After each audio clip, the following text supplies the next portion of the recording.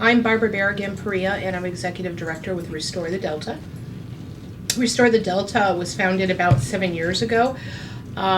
Initially, a handful of people from environmental organizations came together and knew that processes were going to be starting impacting Delta communities and felt there needed to be an on-the-ground campaign. And from there I was recruited. But we realized very, very quickly that this campaign would not succeed if it were just an environmental campaign.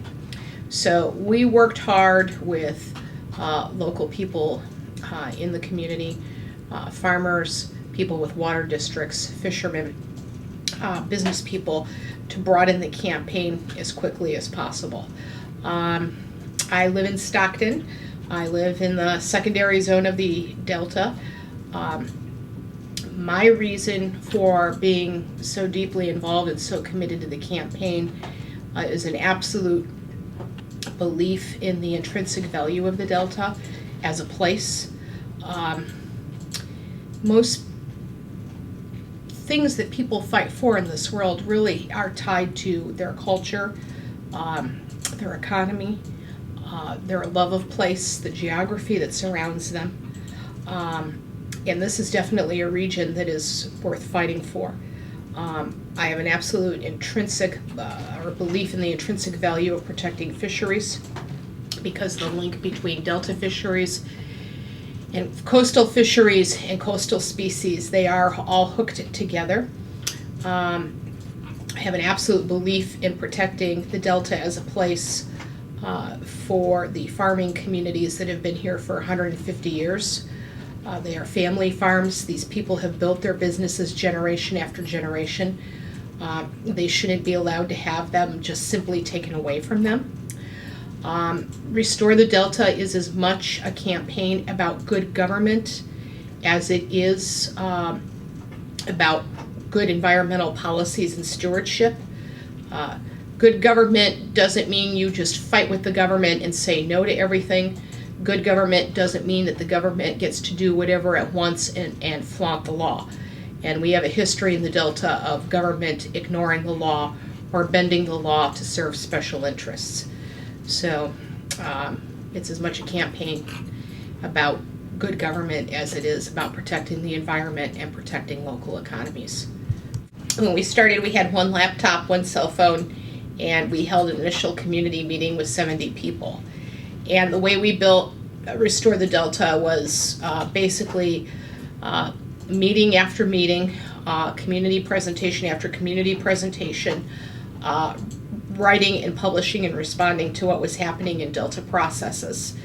And now we work with a media consultant. We work extensively on social media. We have a team of people who help with writing. So we're still not big. We're about 3 full-time employees at this point. 4 bodies, 3 full-time employees. But we've grown from those initial 70 members into the tens of thousands of people who are following and working with us now. We've always partnered, even from the beginning, we partnered with other organizations and larger organizations than Restore the Delta. Part of our coalition building has been not to keep community interests separate from the larger interests of California. What's good for the Delta economy and good for the Delta environment is also good for the state of California, and that's why we work with other organizations like CWIN, Food and Water Watch, the Southern California Watershed Alliance, Planning and Conservation League, other groups that have a statewide presence. We are fortunate to work with some really terrific people. Jane Wagner-Tyack is our policy analyst. She does a lot of lifting with doing research that I can't always fully get to. I'll have an idea, we need to go down a path, and she'll go through that path, or she'll find something and take the initiative to get it done. And Jane's also a crackerjack writer. She does a lot of the writing for the newsletters. Steve and Janice Hopcraft are our media consultants. I work with them, and we work together to put a lot of the media releases, media alerts, and the media work that's actually put out, along with interviews. Stina Va is our campaign facilitator. She does a great job with databasing and helping to run events. Social media work, it kind of keeps us all on track. And Javier Padilla-Reyes right now is working with us on helping to organize events and volunteers. We've had to start having someone work in that vein as well, because we just can't keep up with the incoming volumes that we have between the media and our members and people wanting to find out more information. I think some of the significant things we've accomplished, particularly the last couple of years at Restore the Delta, is in the Bay Delta conservation process, 3 years ago, we had people like Dr. Jerry Merrill basically telling reporters and people throughout the state that there was no resistance to the project in the Delta. And that resistance has now really been made known publicly to the press. A lot of it has come from all the public event work that we have done, and the fact that we have organized media events and media response to almost all the work that they've done in the last 18 months, almost 2 years. In addition to that, we did finish our documentary, which was 3 years in the making. Jane Wagner-Tyke was our head script writer. Russ Fisher, who works with Boss Systems here in Stockton, along with Open Ocean Productions, Jason Sturgis, were really the force behind getting the movie done. They did the editing. They had a certain way of telling the story that they really pushed us to work on. My primary role with the job was really working on helping to bring in who we were going to have in the movie, and Jane helped get that executed. We also fundraising for the movie. That movie was completely paid for by donations. Very often when films are made, people will pitch a product and go to Hollywood and look for investors. We didn't do that. We did it in a quite unusual sort of way. And then really working at the end, the editing process with Jane and Russ and I, that's all I could tell you the last 6 months. The BDCP kept shifting. We had to keep shifting the script. We had to keep going into rewrites. We had material that we had been holding on to. And we just went through these long, difficult sessions where we would have to sit and edit what was going to stay in, what was going to go out, how it was going to be cut, and kind of kvetch screen after screen after screen with each other. I think our greatest accomplishment at Restore the Delta is that we have given the Delta a voice, that we have enabled and given the tools to hundreds, if not thousands, of people to advocate on behalf of the Delta. I think our greatest accomplishment at Restore the Delta is that we are actually turning the conversation in California in the public sphere on the Bay Delta Conservation Plan, the proposal for the Twin Tunnels, getting it out to people that there are better alternatives, and to push forward those better alternatives for a restored Delta and for really good water policy for the entire state. I guess the question is, what do we think about Dr. Jerry Merrill's announced retirement? And I guess from a Restore the Delta perspective, our feeling is that for every Jerry Merrill, Governor Brown probably has 12 people ready to take his place. There is always been this combination of political power and money in California that makes leading water projects what appears to many who seek that kind of fame or fortune a positive kind of employment. We do not expect that the next person who takes Dr. Merrill's place to be any more honest about the plan, or to be any more forthright about the processes, about the science, or about the financing.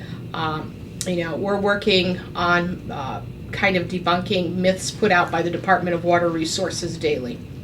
So, and I really want to stress to people that ultimately the responsibility for pushing forward the boondoggle project of the peripheral tunnels right now, the responsibility for hoisting that on Californians really lies with Governor Brown. There has been, it's not a partisan thing. There is a 30-year history in California of each and every governor coming into office trying to push forward this project because of the tie between special water interests through the Metropolitan Water District, the Kern County Water Agency, and Westlands, and their supporters and organizations who have a lot of money, and the governor's office. What is particularly a shame for us at Restore the Delta is that this governor, many people would have expected would have done better to break that trend. But it hasn't happened, and ultimately it's the governor who is behind the curve in understanding what people really want from water management practices in California. Okay, money is the milk of all politics, and you've done a tremendous job of raising money in order to compete with the other side. Can you give us how it has evolved over 7 years? I mean, what your first year, how much you raised, and what you've raised this year? Well, when we started Restore the Delta, we started with a $40,000 grant from the Rose Foundation for the community and the environment. And that came from an application process involving Earth Justice and Friends of the River. That's when those original environmental groups came together. For the first couple of years, we're pretty much funded by the Rose Foundation and small donations from other people in the community. And then starting in about 2008, 2009, we started receiving funding from the water agencies. And then in 2009, that's when we really started soliciting funding from growers, farmers, and other people in the community. Restore the Delta, this last fundraiser, raised about $500,000. 2 years before that, we raised over $650,000. But we're real proud to say something about when you look at our overall funding. People like to say that we just serve the interests of a couple big growers or foundations in the Delta. And the truth is that's not true, because over half of our funding comes from people below the $500 level. So yeah, how we are funded is very democratic. We live on a lot of $35 and $50 donations by hundreds of people who care about what's happening in the Delta. And then we do have our larger funders who help through those big benefits. We are grateful to them, but they are also all part of the Delta community. If people have questions about who's funding us, you can go to our website, and we put up who our major funders were from the last two major fundraising events, unless they ask us to keep their donation anonymous, but we have very few of those, and they're not very big amounts. Okay, the alternative to the Bay Delta Conservation Plan is that we have a couple hundred miles of levees, not 1,000 miles of levees, that need some upgrades. They're not crumbling. But to bring those levees to the highest possible standard, we should make public investment in those levees.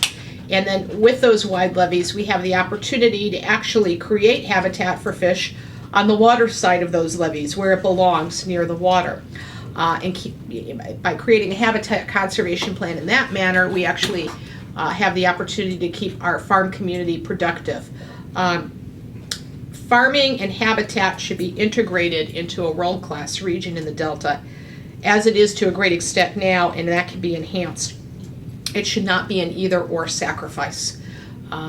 In addition, we know that for the Delta to be healthy, and for fisheries, and for the health of our communities, that we need more water flowing out through the Delta to the San Francisco Bay and to the ocean.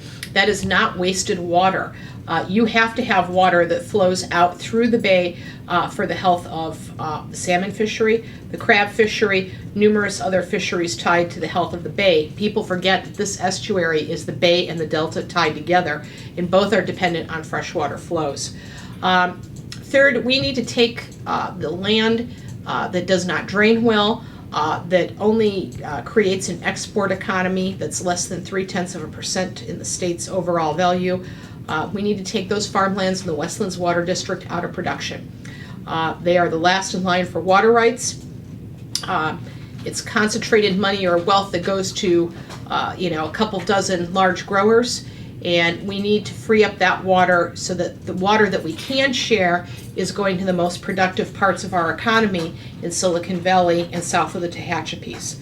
And last, our public investments, besides upgrading the levees, really need to be made in fixing the pumps at Tracy with existing technology that we understand, not experimental technology, so that we entrain fewer and harm fewer fish. And also to create projects throughout the state that actually make more water that will get us through dry periods.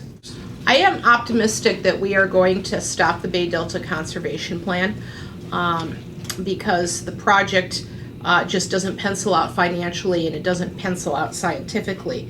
I think in the long run, one of the most important things for the Delta is that unlike what happened in 1982, where you ran a ballot initiative with traditional advertising in media markets, is that we've really created a movement throughout the state about why it's important to protect the Delta as an estuary and as a community. And I think that will do more to save and protect the Delta in the long run than any type of paid advertising. People understand it is a place worthy of protection, and that changes the ball game. Electoral politics will have to catch up with what people know is of value.